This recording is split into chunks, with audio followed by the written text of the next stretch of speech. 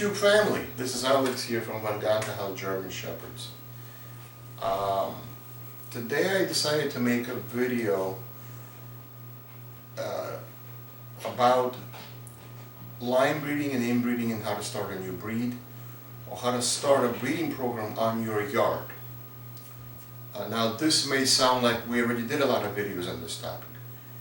If you look at my video channel, video 3A, it talks about the 3 most common techniques of half sibling program, first cousin program, half uncle to niece program, or half aunt to nephew program. That's video 3A. Then there's the video on brackets formula, which is its own video. That's a technique, brackets approach, done in the 1940s and 1950s very successfully by Lloyd Brackett. That's a video which is popular on this channel. Then I did a video of calculating coefficient of relationship of coefficient of inbreeding as a mathematical tool by which to assess risk to avoid congenital defects as a consequence of inbreeding and line breeding. How to get desirable traits yet reduce risk of congenital defects and loss of fertility. It's a balancing act between getting desirable traits but yet avoiding congenital defects and loss of fertility. So I did a video of how to calculate COI and COR. So that video is on this channel. So there's a lot of videos on line breeding and inbreeding on this channel. But these videos are the ones which seem to get the most views. The video on brackets formula got 4,400 views in a matter of a few hours after it was posted. The video I initially did on line breeding and inbreeding got 30,000 views very quickly. Some of my videos on this topic get 6,500 views. So while I posted other content on my channel, I posted content, for example, how we match a puppy with its new owner in terms of temperament characteristics.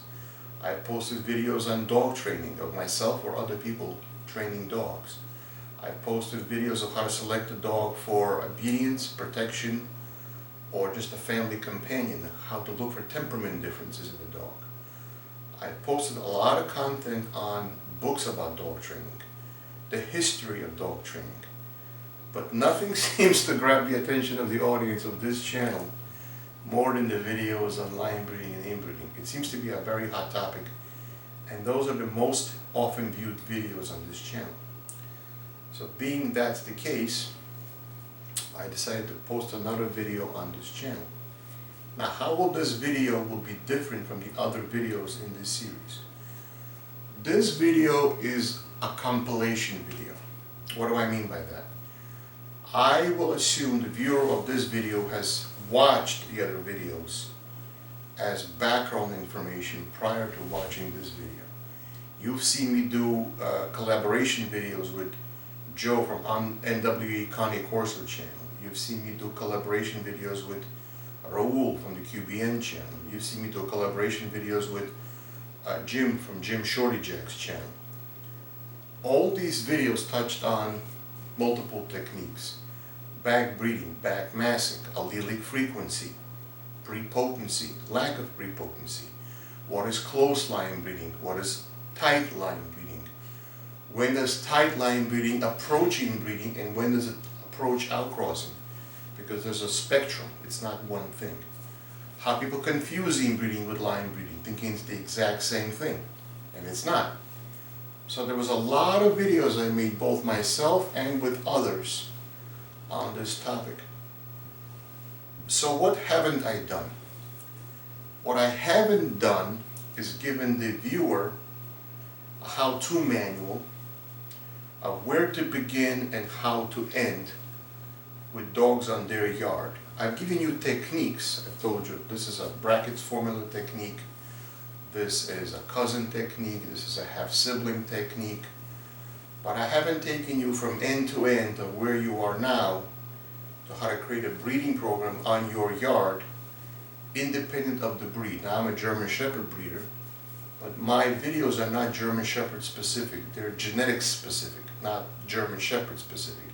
These ideas work with any breed. So I decided to do a video where we're going to do 3 things. We're going to talk about line breeding again.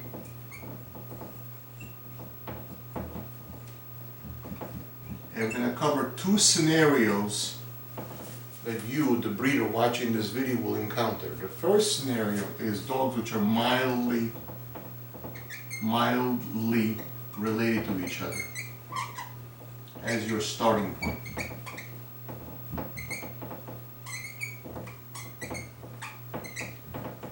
By that I mean related in the fourth or fifth generation.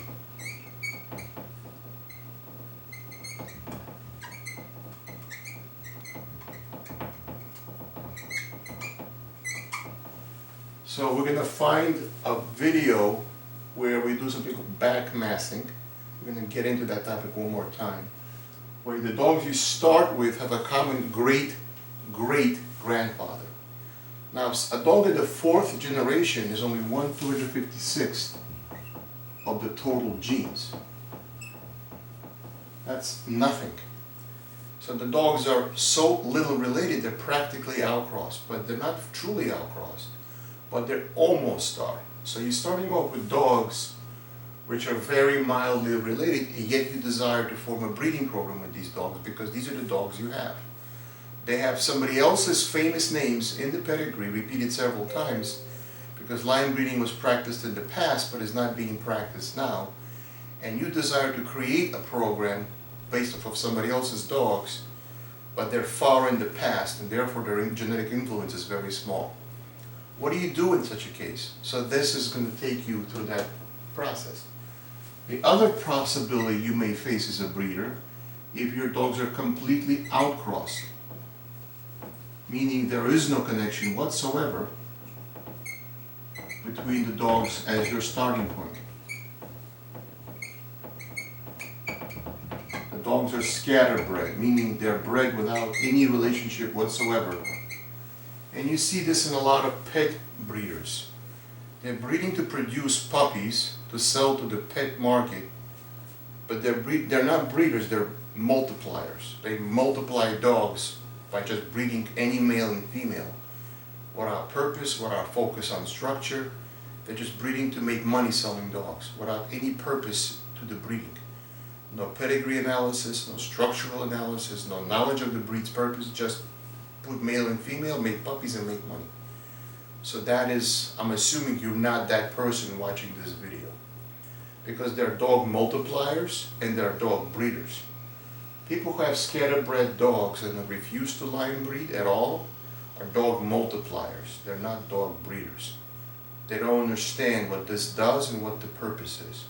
So I'm assuming anybody watching this wants to be a dog breeder or a dog connoisseur and not a dog multiplier. Anybody can be a dog multiplier, but it takes somebody with some knowledge to be a dog breeder and perpetuate the positive qualities of the gene pool and move the race of dogs forward in an improvement of the race of dogs you're dealing with. Okay? Of course, a related topic, which is not done, but it's related, is creating a whole new breed. So this will be topic 1, part A and part B. But topic 2 is how to create a new breed from 3 existing breeds. Why 3? Because the AKC doesn't consider a new breed if you only start off with 2 breeds. You must have 3 to create a new breed and register with the AKC once it breeds true. So the first time you do a mix of 2 dogs, that's not a breed. A golden doodle is not a breed. Just because you cross the poodle with a Labrador or a golden retriever, that's not a breed, that's a mix. Or if you cross the Mastiff with a pit bull, and you think that's a game-bred dog, it's not. It's a first-generation mix. It's not a breed, it's a mix. So the question is, when does a mix start to become a breed? And that's what we're going to cover, okay? So, before we get into the details of this video, we're going to talk about a couple of things. The first is I'm asking you to click like and subscribe. It doesn't cost you anything, but it helps the YouTube algorithm know that we're significant and we're a channel worth serving content from. It helps our channel grow. So that's the first thing I'm going to ask of you. Click like and subscribe to this channel to receive more videos like this in your feed. The second thing I ask you is that I put out a lot of knowledge in these videos, and I could keep it to myself and not help the dog community, but I'm part of the dog community and I want to share knowledge. So I will create a Patreon page and Venmo link or PayPal link at the bottom of this video. And if you want to see this channel to grow, throw us a couple of bucks every once in a while. 10 bucks, 20 bucks, whatever you can spare to keep this channel going. Buy us a pizza so we can continue growing this channel. Another thing I wanted to add is over 100 people by this point, over the last 2 years, have asked me for a private consultation of how to develop a line of dogs with their existing dogs. And I usually refused because I felt my information is very general. The information is out there, it's in books, it's on the internet. There's plenty of other videos on YouTube of how to line breed dogs besides mine. There's multiple ways of doing it.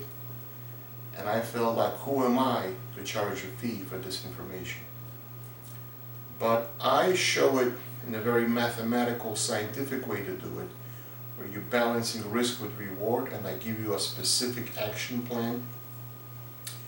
And so if people want a private consultation, after initially not wanting to do it, I will now consider that a viable option for people who want to pay maybe a monthly subscription fee or a one-time consultation. If you have your dog's pedigrees, 5-generation pedigree, scanned as a PDF file, you must have that or I can't help you.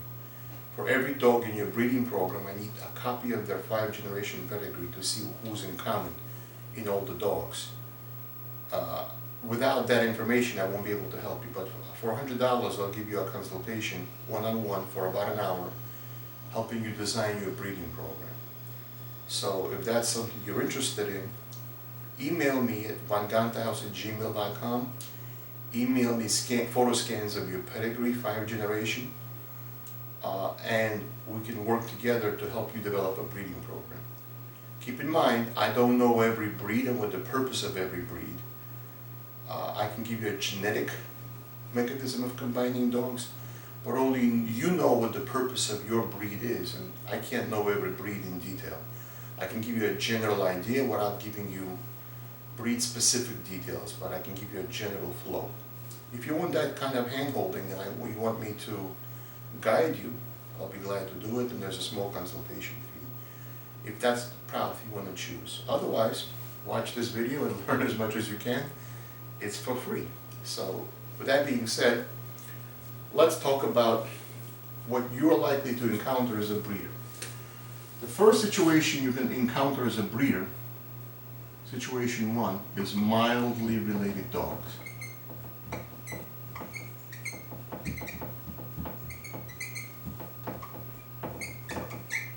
So that's your first possibility. The dogs in your yard are not directly related as immediate family, but they share an ancestor in the past, or maybe several ancestors in the past. And you say, well, how can I develop a line given that starting point, right? What do I do?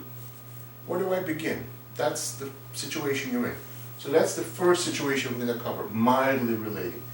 And then I might make a separate video if the dogs are scatterbrained or completely unrelated, depending on the time. I don't want to make this video too long, and to give each topic enough depth of coverage, I don't want the video to be too long, so I might do the completely randomly related dogs as its own video, and the creating a new breed as its own video. So this might be part of a 3-part series, depending on the time limit. So let's see how it goes, okay? So now, if dogs are mildly related, I'm going to start with my own dogs and use them as an example.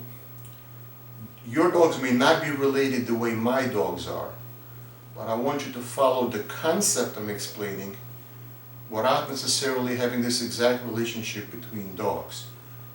And we'll summarize the concept at the end. It may apply to your situation. Let me show you the idea. We're going to start off with a dog named Bailey. She's the foundation bitch of my kennel. and she produced over 21 puppies in her breeding career. She's now retired. I will not use her for breeding. She's now 7 and she's done. Okay. Bailey is the daughter of a famous dog named Caro van Brandenburg, a KNPV champion dog. We're going to just say Caro for short. Caro is the son. I'm going to make this a little different. I'm going to make this a little bigger. There was a dog named Bandit van Oberhauser. And you can find this on my website at vangantahouse.com. You click on bitches or studs, you'll get a complete pedigree of all these dogs. If you want to follow it, looking at a pedigree file. Just follow along for now, okay? So Bandit is the father of a dog named Karn van Fingelhoff. Karn is the father of a dog named Yukon van Perot, who was the 3-time Bundesprogen champion. Yukon sired a dog named Caro in the Netherlands, which was a KNPV champion, and Caro sired Bailey. So this is the male line that led to Bailey. I'm not showing the female line. Now, Bailey's a 1. I'm 100% on my own genes, so I'm a 1 with respect to myself. Her father is a 2. He's 1/2 of her genes. The grandfather is a 3. He's 1/2 cubed, so you can think of it as 1/2 to the 2nd power, 1/2 to the 3rd power, 1/2 to the 4th power, and 1/2 to the 5th power. So the generation distance is the power. Why 1/2? Because you get half the genes from the mother and half the genes from the father. You don't get all the genes, you get half of them. Right? So the generation distance is the power.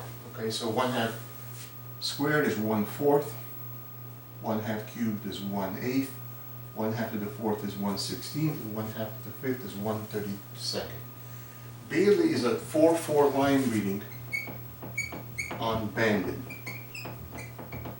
So she's not starting off as an open pedigree. She's starting off with this dog, which is her great-great-great-grandfather, but he's in the 4th generation in her twice. So that's a second cousin marriage. Now, is that enough to create pre-potency? Will that cause her to pass herself no matter the male she's bred to? It's not enough to cause pre-potency. It's better than nothing, but she's a naturally pre-potent dog. See, pre-potency in dogs can happen one of 2 ways. Either the dog is inbred or line bred and there's a lot of homogeneous genes or shared genes between mother and father, or the dog has natural pre-potency and passes itself without there being inbreeding and line breeding. What does pre-potency mean?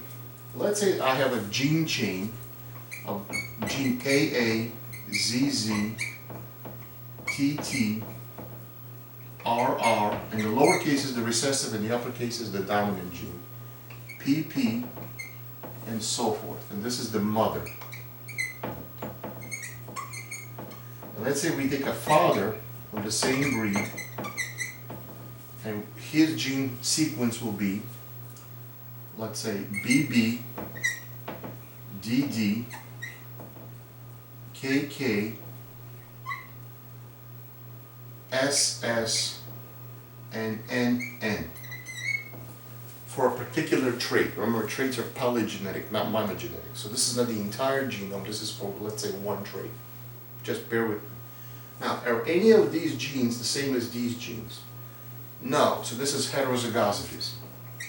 Hetero means different. Homo means the same. So this is heterozygosity, right? But now, if this father is related to the mother by having a common grandfather, let's say, all of a sudden, some of the genes in the father will be the exact same genes as in the mother. Not all the genes, some of them. So notice these are the same. Notice RR is the same. Notice PP is the same. And as we have more and more genes, the more the odds of the exact same gene pair meeting its partner duplicate on the other side from the other parent, the odds increase of meeting the duplicated copy of the same gene.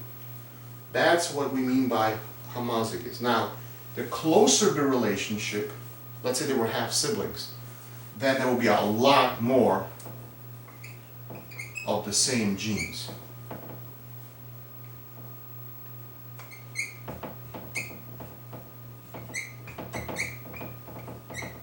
So the closer the mother and father are, the more exact duplicates you will have of every gene. Not all of them, but a lot of them. The less related they are, the less frequently this lines up between the mother's and father's genes. That's what homozygous and heterozygous means. How frequently will the combo line up in both parents to be the exact same gene with that particular trait? That's what this means, okay? So now, having gone through that side trip here, Bailey starts off with a 4-4 and Bandit. Let's erase Karn and Bandit because in the 4th generation and in the 5th generation, we don't really care. They're too far back to map. So we're going to erase that, right?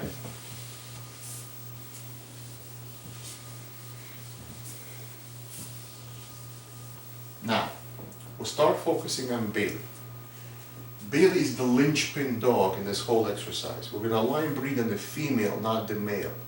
Most line breeding is done on the male, but I'm line breeding on the female. Why am I doing that? First of all, she exhibits remarkable characteristics in structure and temperament. She's an extremely sweet dog. She's a highly biddable dog. She wants to please. She's handler soft, not handler hard. So the slightest change in your voice, and she says, "Yes, Dad, how can I help you?" I don't want a handler hard dog that requires a firm correction before he complies.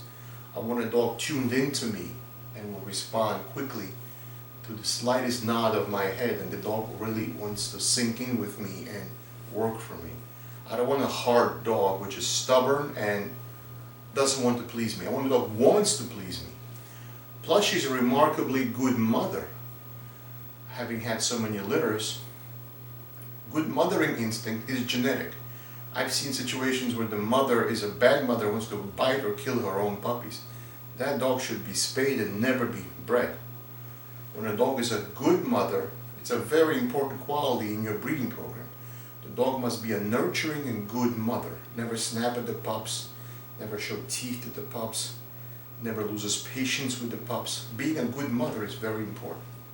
The other reason I'm choosing to line breed in a female is because there's autosomal gene recombination. Remember I showed you that matching set of genes that match up? Those are the autosomal genes. So a dog has 78 chromosomes, and 2 of those 78 are the sex gametes. In other words, either XX in the female, number 77 and number 78, or XY from the male, number 77 and 78. So 1 through 76 are the autosomal gene recombinations. And then the last 2 are the sex-linked chromosomes carrying traits. Now the female in the X chromosome has what's called mitochondrial DNA. Only the female carries mitochondrial DNA. The X chromosome is as big as the regular chromosomes and has a greater genetic payload. So in my opinion, the female is more important in the breeding program than the male. The female contributes mitochondrial DNA and her maternal instincts to the puppies, which create the initial love and caring they feel. The male hopefully contributes pre-potency and working ability. I'm choosing to start off my breeding program with a female as the basis of my breeding program. You might start off with a male. This is my choice, and there's more than one way of doing it. Both are valid. I'm just giving you what my choice is. Okay. Now, Bailey was partnered with a dog named Jake, who passed away. He was a wonderful dog. And she was partnered with a dog named Jago, also a nice dog, an all-black dog with a nice temperament, Schutzen 3 dog. Bailey got a BH, and then she got an obedience title from the AKC. She got a CD and a trick title and a CGC. Anyhow, Jake went back to a dog named Born, which is his father. The mother was Bertha, and Born was the son of Yukon Vampiro. Yukon fathered another son. He fathered a lot of pups. He was a German champion. When a dog reaches that high level in being titled, they stud him out to a lot of dogs, a lot of females, because he's a good producer having reached such a high title in obedience. Therefore, you want the dog from the champion. So this is an outstanding dog, and that's why I'm mentioning him, because that's the dog I'm line breeding on. Now, he was the father of a dog named Caro, who was a KNPV champion in Holland, who was partnered with a dog named Bubbles, and Bubbles and Caro produced Bailey, and Born and Bertha, to make it look the same, produced Jake, okay? So through Caro, her father, she goes to Yukon 3 generations back. 1, 2, 3. He's her grandfather. Through Born, 1, 2, 3, Jake goes back to Yukon. Now, Caro and Born, I'll take the female out to keep it simple, because I only want to focus on the connection to the common relationship, not the other partner involved. Not that they're not important, but I simply want to show it in a more simple way where it's not confusing when I'm trying to explain. I'm only showing the path to the common ancestor without the other dogs being shown. I'm not saying they're not important, I'm just trying to show. Now, who are Born and Caro with respect to each other? They're half brothers, aren't they? They have a common father in the form of Yukon, but different moms. And so Born and Caro produced, our half brothers produced Jake and Bailey. Now, who are the kids of half siblings? Well, they're half first cousins. If they were full siblings, they would be full first cousins. But because they're half siblings, they're half first cousins. So this produces puppies, which are 3-3, because it's on Bailey and Jake, they will have a common grandfather, 3 generations from each parent. There were 12 puppies born. 1 died a week after being born, or 2 weeks. It was very sad. 11 survived, but I'm going to focus on 3 for the sake of this example and ignore the other ones. So we had a male puppy named Kaiser, sable like his mom Bailey, looks like Bailey. We have a female named Lucy, which looks like her father Jake a lot, black and tan like him. And we have a all black pup, which is Enzo, which looks a lot like his grandfather Caro, okay? So these are the children of Jake and Bailey. Bailey had a litter with Jago. She had 2 litters with Jago. I'm only going to focus on the last litter and the female I kept. So Bailey and Jago, I'm not going to list the other dogs. I'm just going to list the one I care about. Produced a dog named Bella. An old black female like her father, Jago. He has a nice temperament and he has a nice temperament, but they're completely outcrossed, no relationship. Now, what is Bella with respect to Kaiser? Bella is his half-sister. They keep a common mother, Bailey, right? And what is their relationship? Well, if they have a common mother, they have a common grandfather, Caro, right? They don't have a common grandfather to Born, because Kaiser shares Born as a grandfather, but Bella doesn't. Bella only goes to Caro as a grandfather, but not to Born, right? So who are common? Well, let's see. Bailey is common as a mother, right? Because they're half siblings, right? Caro is a common grandfather. I'm going to write G father for short. And of course, who do they share? Yukon, right? And they have Yukon as a common great grandfather. I'm going to write GG father, okay? To make it easy, okay? So this is the relationship of Bella with respect to Kaiser. Bailey is the mom, Caro is the granddad, Yukon is the great granddad. okay? So far so good. Now I'm not breeding Kaiser to Bella, that's a half-sibling marriage. I feel that's too close for what I'm doing, okay? There may be situations where that's appropriate. In this case, I'm not trying to line breed on Bailey, I'm trying to line breed on Yukon, not on her, at least not yet. So we have established the relationships between Bella and Kaiser, right? So far so good. Now, I just imported a puppy from Germany. Some of you seen my video on that where I announced him. Beautiful, 6-month-old, beautiful boy, gorgeous. His name is Winston. He has Winston, I'm mistyping, Winston, 1 per row. Winston's mom is named Sasha, Athena Garden Sasha. His father is named Sato Vampiro, Sato.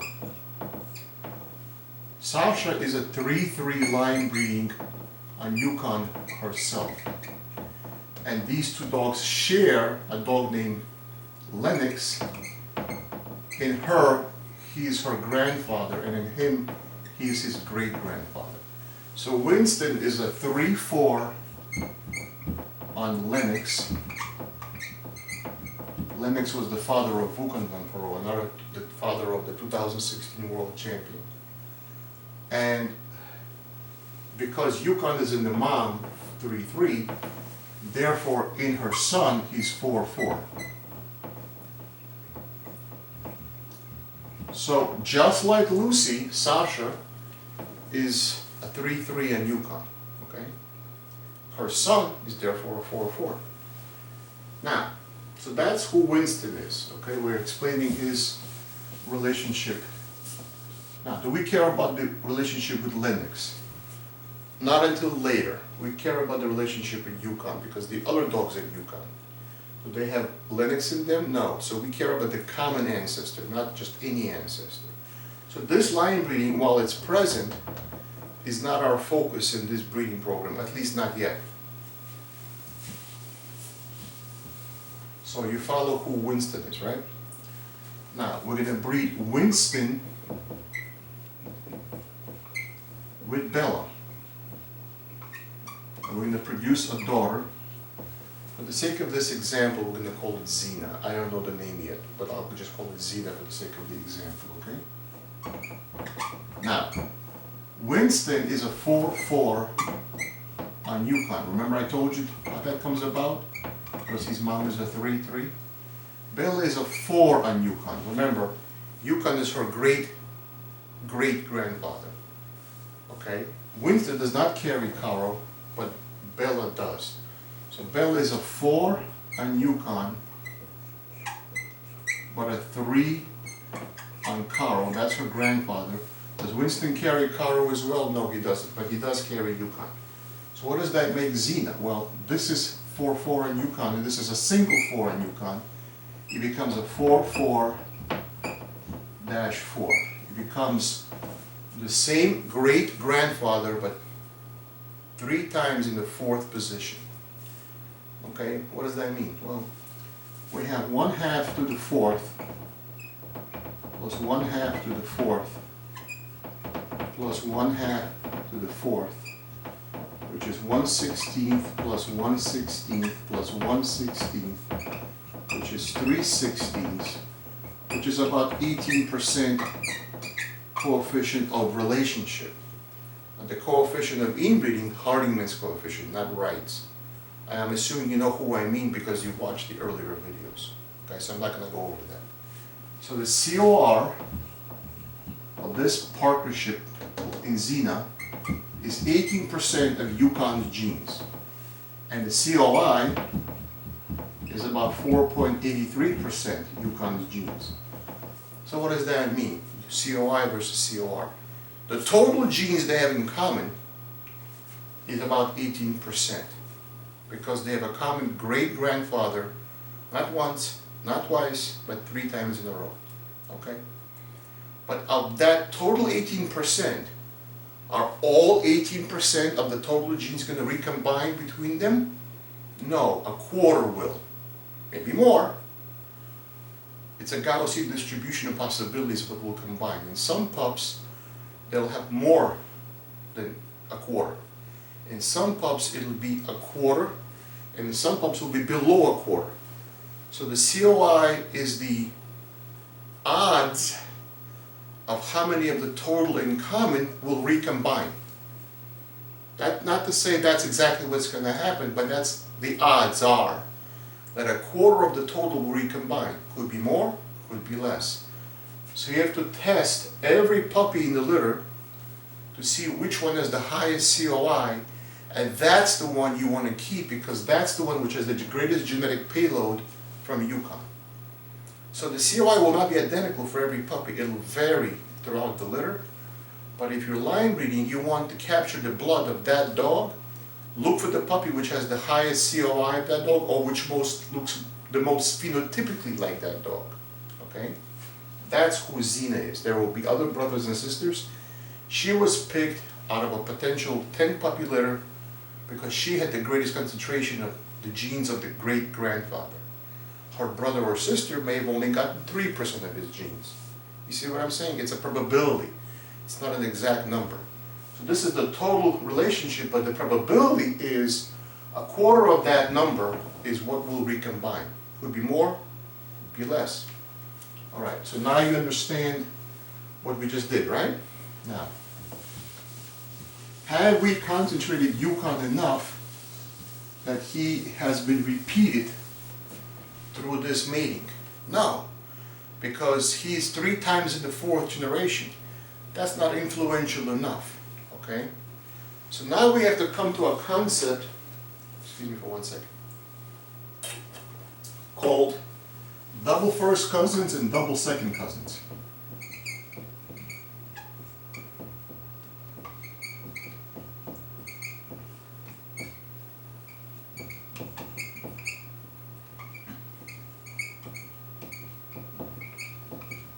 Okay, double first cousins, double first or double second cousins, okay?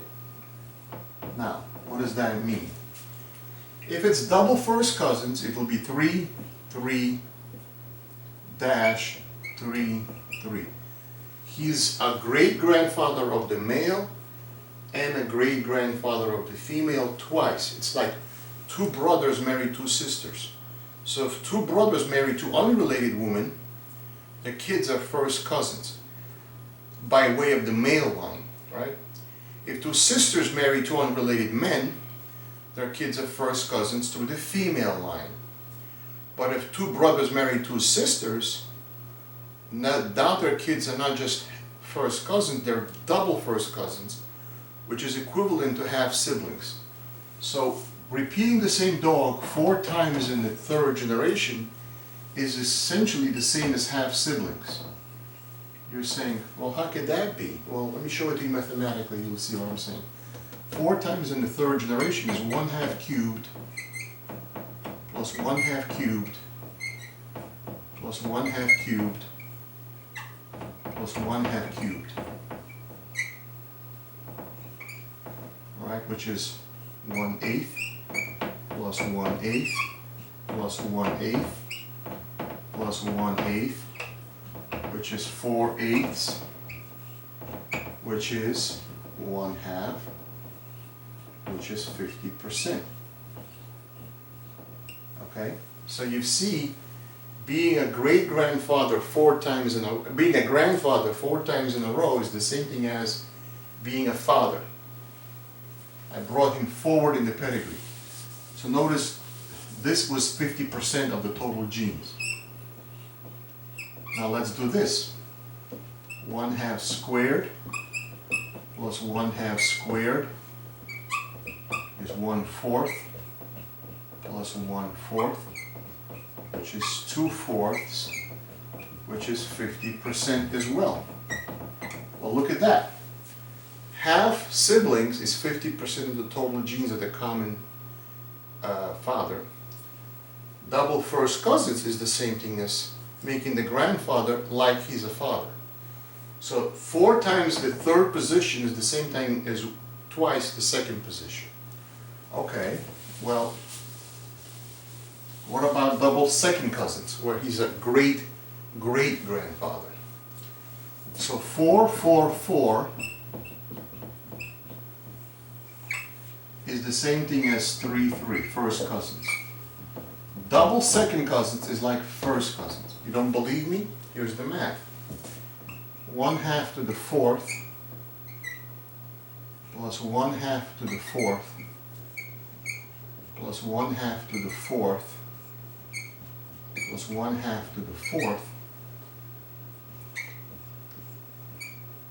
is 1/16 plus 1/16 plus 1/16 plus 1/16, which is 4/16, and 4/16 is a quarter, and a quarter is 25%. Well, isn't a grandfather 25%? So you see how that lines up, right? Well, let's do the opposite. Let's do this.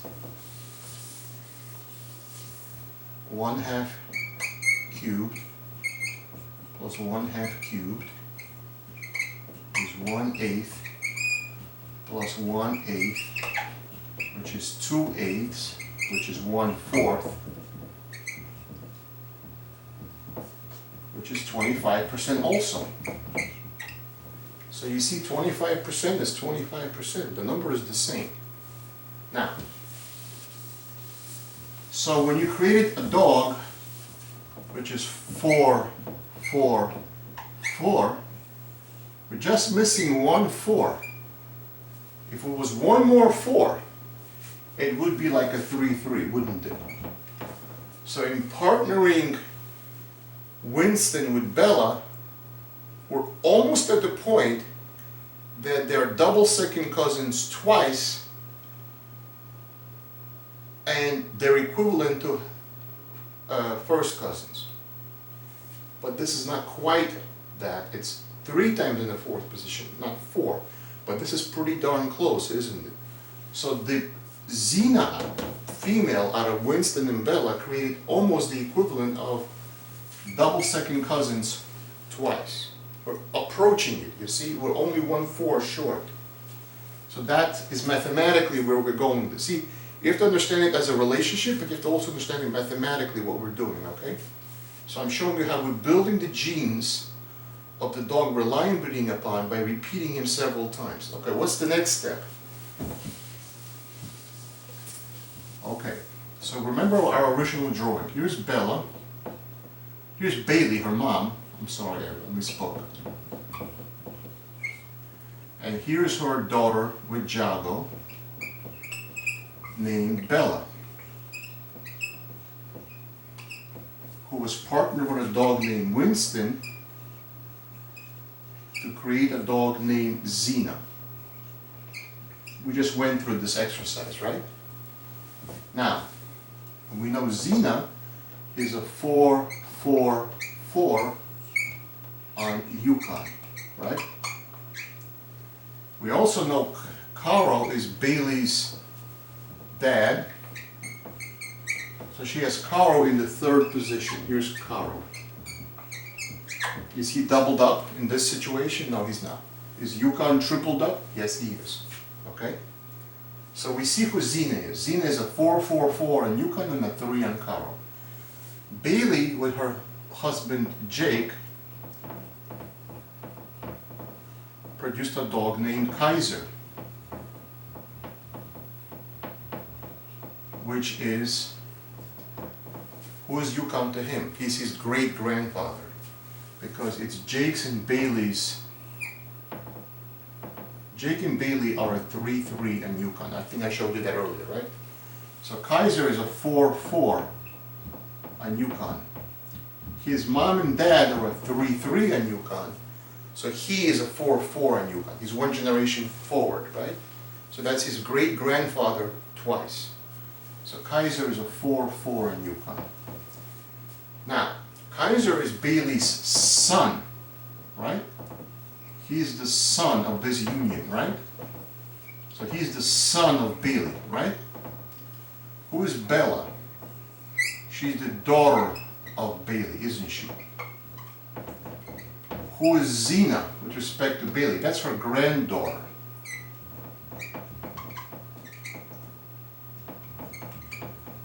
Okay, so we're going to marry a granddaughter of Bailey, Xena, to her son, Kaiser.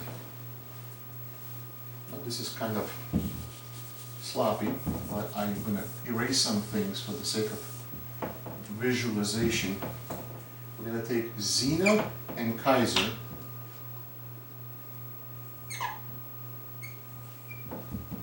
I'm going to make this a little neater so it's easier to understand. I'm sorry guys, it's not neat, because I'm drawing this as I go to make it, you follow it, okay?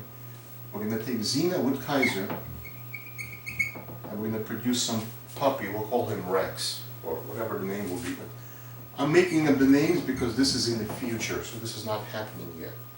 Now, Kaiser is a 4-4 on Yukon, twice. Xena is a 4-4 on Yukon, 3 times. So what is this dog? He is therefore 4-4 to Kaiser, and he's a 4-4 through Xena, the daughter of Bella. Remember, Bella is the half-sister of Kaiser. They have the same mom, but different dads, correct? So Bella and Kaiser are half-brother, half-sister.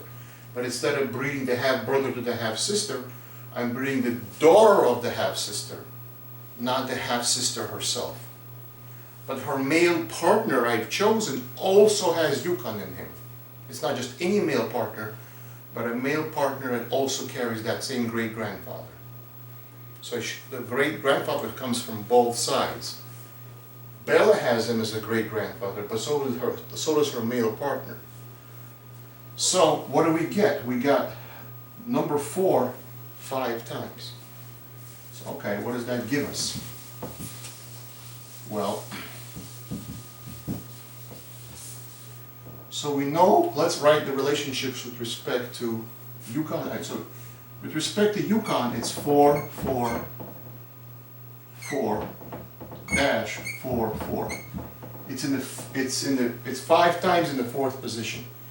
I'm like, what does that mean? Well, you have 4 grandparents and you have 8 great-grandparents, right?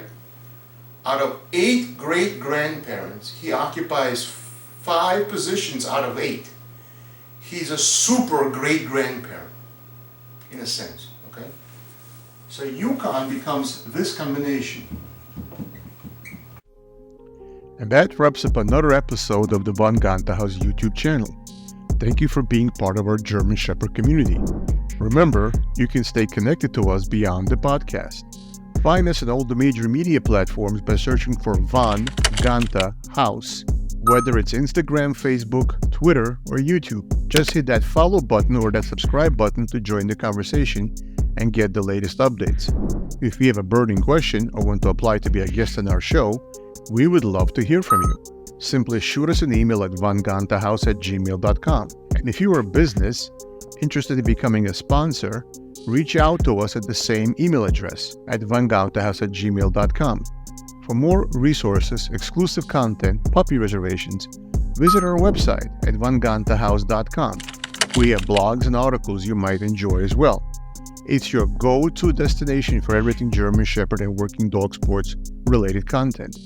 Thank you once again for tuning in. We can't wait to speak with you again, where we explore the fascinating world of breeding, training, genetics, and our wonderful breed. Look forward to hearing from you.